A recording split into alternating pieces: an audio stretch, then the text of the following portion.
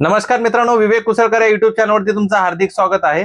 खूप जणांच्या मनात प्रश्न होते की एमपीएससी कंबाईन ग्रुप बी ची जी एक्झाम आहे ती पुढे जाणार आहे का, असे तुमचे तर्क वितर्क विविध सोशल मीडिया मधून तुम्हाला खूप काही असे सांगितले असतील, व्हिडिओ तुम्ही बघितले असतील। पण मेन म्हणजे जे पॉइंट्स आहे ते पॉइंटचं कोणी बोलत नाही, काही आपलं व्हिडिओ बनवत आहे आणि काही पण सांगत आहे।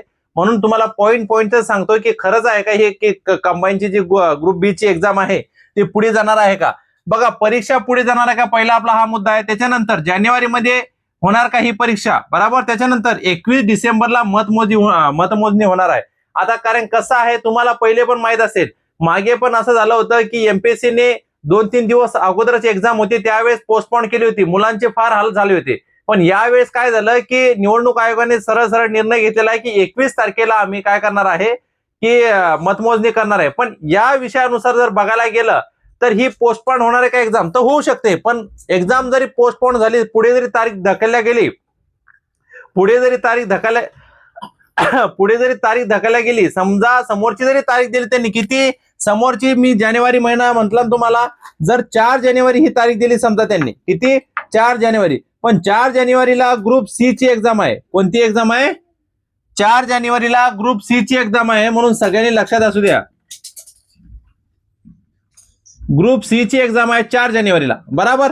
तर 4 जानेवारीला जर ग्रुप सी ची एक्झाम आहे, एक तर असं होऊ शकतं की ग्रुप सी ची एक्झाम समोर जाऊ शकते आणि नाहीतर ही कंबाईनची एक्झाम। पण एवढं मात्र शक्यता, तर दाट शक्यता आहे की एमपीएससीने आता सध्या एक नोटीस पण काढलेली आहे, लोकसत्तामध्ये पण असे हे आलेले। एमपीएससी सध्या आता त्याबद्दल काय सांगितलं नाही, पण लोकसत्ता न्यूज मध्ये असं सांगून आलेलं आहे की मुलांचे हाल नाही हो, असं तसं, म्हणजे सगळ्या गोष्टी सांगितलेल्या। पण तुम्हाला माहित असेल की 21 तारखेला जर 21 डिसेंबरला जर मतमोजणी असणार, तर मुलांचे नाही तर खरंच सांगतो, कोणत्याही सेंटरला ज्या ज्या शाळा असतात त्या शाळांमध्ये सगळीकडे म्हणजे माहोल असतो, तो कडे चला मतमोजणीचा माहोल असतो, त्या ठिकाणी ते कार्यकर्ते वगैरे असं तसं, आणि कोणत्याही प्रकारे की अडथळा निर्माण होऊ नये, की चला कायदा सुव्यवस्थेला कुठे धक्का लागू नये, याच्यामुळे ही परीक्षा 100 नाही तर 101% समोर ढकलल्या जाणार आहे। पण एवढं तुम्ही लक्षात असू द्या सगळ्यांनी की अशा भरोशावर बसू नका की आता परीक्षा पुढे जाणार आहे तर आपण अभ्यास कुठेतरी थांबवला पाहिजे, कुठेतरी ब्रेक दिला पाहिजे। मी सगळ्यांना सांगतो की 21 तारखेला परीक्षा आहे, अशाच विचारानं तुम्ही अभ्यास करा। मेन म्हणजे जी परीक्षा होणार होती त्या परीक्षाचा मेन जी 3 डिसेंबरला, बघा 3 डिसेंबरला मतमोजणी होणार होती, पण ती झाली नाही। तर आता निवडणूक आयोगाने ते पुढे ढकलली तारीख, बरोबर। तर त्याच्यामुळे आता 21 तारखेला जे होणार आहे मतमोजणीचा वगैरे तो कार्यक्रम, तर कदाचित 101% तुम्हाला सांगतो की एक्झाम तर आता होणार नाही। पण 4 जानेवारीला जर गेली तर ग्रुप सी ची एक्झाम आहे 4 जानेवारीला, पण असं पण होऊ शकतं ग्रुप सी ची अगोदर होऊ शकते किंवा ग्रुप सी ची नंतर पण होऊ शकते।